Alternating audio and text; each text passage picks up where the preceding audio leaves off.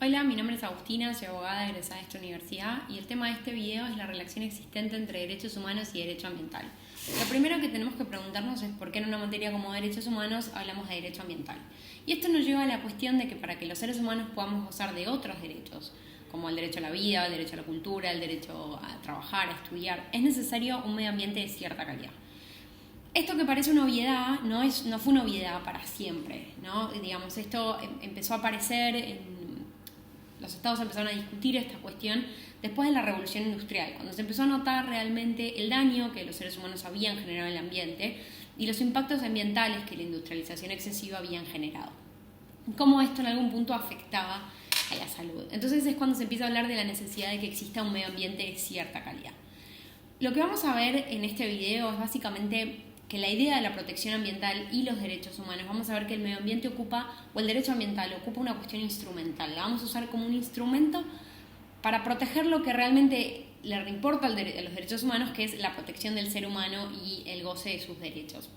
Entonces, como les decía, después de la revolución industrial aparece esta idea de que la degradación ambiental está causando un daño para la humanidad y aparece lo que se llama el nacimiento del derecho ambiental, que es la Conferencia de las Naciones Unidas sobre Medio Humano en Estocolmo, que se la conoce como la Declaración de Estocolmo de 1972. Como podemos ver en esto que yo digo que es el nacimiento del derecho ambiental, el principio número 1 dice que el hombre tiene el derecho fundamental a la libertad, a la igualdad y al disfrute de condiciones de vida adecuadas en un medio de calidad tal que le permita llevar una vida digna y gozar de bienestar. Es decir, esto es el nacimiento del derecho ambiental y no estamos hablando de la protección del medio ambiente. Lo que estamos diciendo es el hombre tiene derecho y en pos de los derechos del hombre tenemos que proteger el ambiente. El principio 2 habla de los recursos naturales deben preservarse en beneficio de las generaciones presentes y futuras. Otra vez volviendo a esto, ¿no? O sea, no en la protección del ambiente por el ambiente en sí mismo, sino en la protección del ambiente como un medio para alcanzar algo más importante, que es la protección de los derechos humanos. La realidad es que a partir de la Declaración de Estocolmo, un medio ambiente de cierta calidad o sano, como pensamos hoy, al menos satisfactorio, se lo empieza a considerar como un elemento o condición necesaria para el disfrute de los derechos humanos.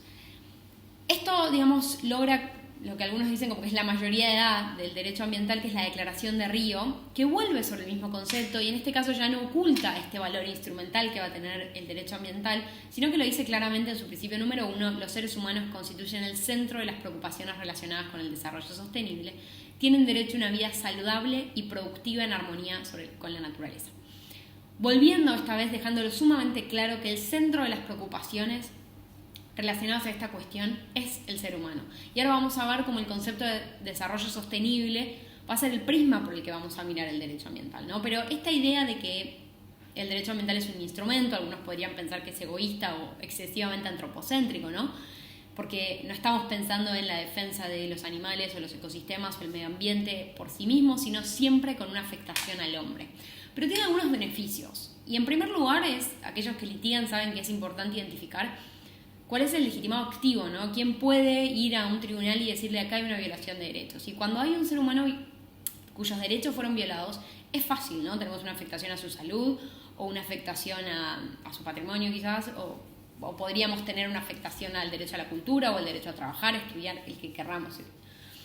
Pero es muy claro que tenemos un ser humano en donde sus derechos han sido violados. En cambio, cuando tenemos una persona, imaginémonos que yo mañana quiero hacer una acción de amparo por los pájaros que están en Corrientes, un juez me podría preguntar, ¿y vos qué tenés que ver, no? O cómo la afectación o la degradación del ecosistema donde viven determinados pájaros a vos en forma particular te afecta. ¿Cuál es el daño, cuál es el nexo de causalidad entre los pájaros y vos?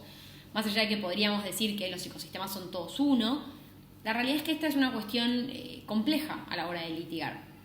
La segunda cuestión, y me parece que es la esencial, es que todas las cuestiones relacionadas a los derechos humanos son mucho más sofisticadas, ¿no? Hay tribunales regionales como la Corte Interamericana, hay mucho más estudio en la materia, hay mucho más avance, los instrumentos de derechos humanos tienen mucho más peso legal, ¿no? Convengamos que la mayoría de los instrumentos, esto quizás excede una materia de derechos humanos, pero la mayoría de los instrumentos vinculados a cuestiones ambientales son lo que se llama soft law, es decir, no son legalmente, no tiene obligaciones legales vinculantes para los estados, ¿no? Esto me parece que es importante. En cambio, los tratados o los instrumentos de derechos humanos sí lo tienen. Y por último, podrías decir casi una cuestión psicológica, y es que las cuestiones vinculadas al ser humano en general a la comunidad le importan más y están dispuestos a asumir mayores sacrificios. Lo vemos claramente ahora con el coronavirus, ¿no? En defensa de la vida humana, los estados toman decisiones que si dijéramos que están tomando las mismas decisiones en defensa de las abejas, no solo mucha gente pensaría que es absurda, sino que ningún político se sentiría cómodo diciendo a la población nuestro PBI se va a reducir un 10% porque tenemos que cuidar las abejas, porque las abejas tienen derecho a vivir. Y la realidad es que dudo que ese político tenga mucho futuro, o por lo menos que lo voten, porque la sociedad no está dispuesta a aceptar eso. En cambio, si un político nos dice que lo está haciendo en defensa de la vida humana, tiene un valor muchísimo más importante. Otro tema que tenemos que analizar es esto del desarrollo sostenible que les decía, ¿no? Es decir, ¿cómo pensamos la protección ambiental? Y es justamente desde el prisma del desarrollo sostenible que, como les decía, aparece en la Declaración de Río como algo elemental, pero aparece en realidad, en primer lugar, en la Declaración de Brundtland de nuestro futuro común y habla justamente de satisfacer las necesidades de las generaciones actuales sin poner en riesgo las generaciones futuras. Y en realidad se lo entiende como que el derecho ambiental, a partir de este desarrollo sostenible, de este concepto, tiene 3 pilares. Y es el desarrollo económico, el desarrollo social y la protección ambiental. Y tenemos que pensar que cada vez que vamos a tomar una medida de protección ambiental, tenemos que pensar en que estos 3 pilares estén equilibrados. Es decir, no podemos tomar una medida solo porque es buena para el desarrollo económico o solo para el desarrollo social sin pensar en el daño ambiental que va a causar, pero tampoco podemos tomar medidas al solo efecto de defender el medio ambiente sin pensar en el desarrollo económico y el desarrollo social. Todos estos instrumentos y mismo cada vez que salen, no sé, los objetivos de desarrollo sostenible, siempre aparecen en primer lugar erradicar el hambre, la pobreza, porque esas son cuestiones urgentes y obviamente a la población hoy le importa más erradicar el hambre que proteger el medio ambiente, pero tenemos que buscar formas de que todo se pueda hacer de forma armónica, ¿no? No pensar en eliminar actividades del listado, no decir minería sí, minería no, petróleo sí, petróleo no, o plástico sí, plástico no, sino pensar, o ganadería sí, ganadería no, sino pensar en cómo hacemos para que sea posible hacer ganadería de un modo sostenible, es decir, que exista un desarrollo económico, que fomente el desarrollo económico, pero que además esto se vea traducido en beneficios para la sociedad y por último que se protege el medio ambiente. Este es el concepto en donde vamos a analizar el derecho ambiental, ¿no? Y es un concepto interesante porque Argentina fue el primer país que incorporó esta concepción a su constitución, ¿no? En el artículo 41 lo primero que viene a decir es justamente, viene a incorporar el concepto de desarrollo sostenible en su texto. Y lo dice, ¿no? Todos los habitantes gozan del derecho a un ambiente sano, volviendo a esta idea de un ambiente de cierta calidad, equilibrado, apto para el desarrollo humano y para que las actividades productivas satisfagan las necesidades presentes sin comprometer las generaciones futuras. Y dice, y tiene el deber de preservarlo. Esto es muy interesante por varias cuestiones. En primer lugar, vuelve a esta idea instrumental, ¿no? No es que tenemos que proteger el medio ambiente por el medio ambiente en sí, sino esta idea de que los hombres tienen derecho a vivir en un ambiente de cierta calidad. Y después aparece este derecho a obligación, ¿no? O sea, tenemos derecho a vivir en un medio ambiente de cierta calidad, pero tenemos la obligación de preservarlo. Y si bien los estados obviamente son los obligados en primer lugar, los ciudadanos también, ¿no? Esta es una obligación de todos. Y es muy interesante que, bueno, como les decía, Argentina es la primera constitución que incorpora el concepto de desarrollo sostenible y esta idea de mirar la cuestión ambiental y lo hace desde una posición instrumental. Más allá de... y esto nos lleva a cuáles son los puntos de acceso, ¿no? ¿Cómo puedo ir a reclamar respecto a una violación de derechos humanos o puedo ir a un tribunal de derechos humanos a reclamar por una violación ambiental?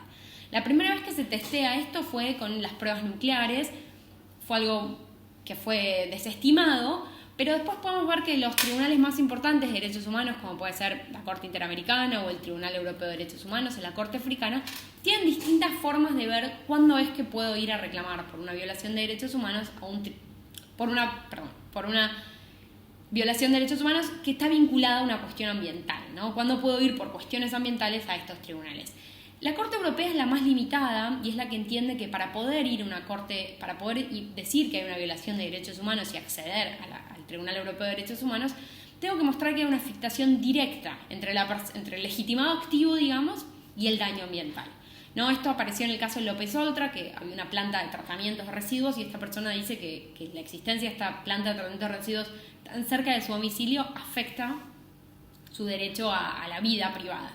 ¿no? Y la Corte entendió que efectivamente, que las degradaciones ambientales de este tipo afectan la vida de las personas y solo va a permitir que se vaya al Tribunal Europeo de Derechos Humanos por cuestiones ambientales cuando yo puedo probar este nexo de causalidad directo, ¿no? Puedo probar que efectivamente determinada conducta o la existencia de determinada fábrica o la existencia de lo que sea, cualquiera sea la degradación ambiental, me afecta a mi persona individualmente y yo soy la que tengo la legitimación para ir. En este sentido, la Corte Interamericana y el Tribunal Africano son más amplios, ¿no?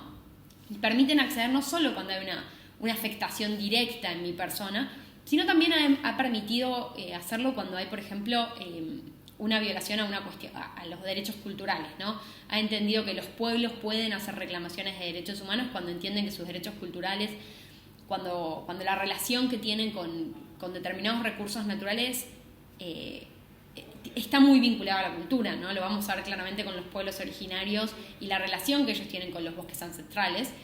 Y cuando se ve afectado, esto se va a considerar una violación de derechos humanos. Pero, en resumen, podemos entender que los tribunales internacionales entienden que habría dos tipos de derechos, ¿no? Como los derechos sustantivos, están vinculados al tema ambiental, y los derechos procesales. Y los derechos sustantivos, vamos a decir, bueno, el derecho a vivir en un medio ambiente de cierta calidad, el acceso al agua, el derecho a la salud, el derecho a la vida, ¿no?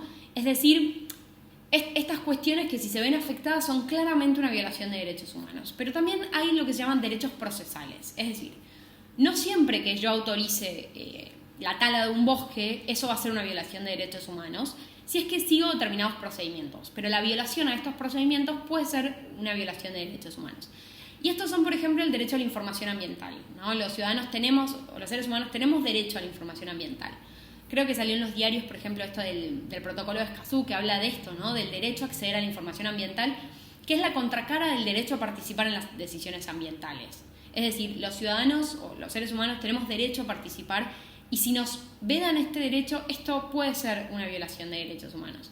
En muchos países como Argentina, este derecho generalmente se hace en el marco de la aprobación de la Declaración de Impacto Ambiental, que esta también es una obligación o un derecho procesal, es decir, en las actividades que tienen impacto ambiental, más allá que todas las tienen, pero algunas tienen impacto ambiental significativo, es una obligación de los estados que existe una evaluación de impacto ambiental donde se analice claramente qué es lo que va a pasar, cuál es el impacto, cuáles son los riesgos y cómo esto se va a solucionar en caso de que haya una catástrofe o que algo salga mal. Y también habla de la distribución de beneficios, ¿no? Esto que yo les decía de esta pirámide que cuando le doy la clase siempre la dibujo en el pizarrón, ¿no? Esta idea de que hablamos que desarrollo sostenible es desarrollo económico, desarrollo social y protección ambiental. Y la distribución de beneficios, que efectivamente la sociedad vea los beneficios de esto, es importante, ¿no? No podemos permitir que todos los beneficios se los lleve el Estado Nacional o una empresa, ¿no? Los ciudadanos tienen que ver los beneficios de la explotación de sus recursos.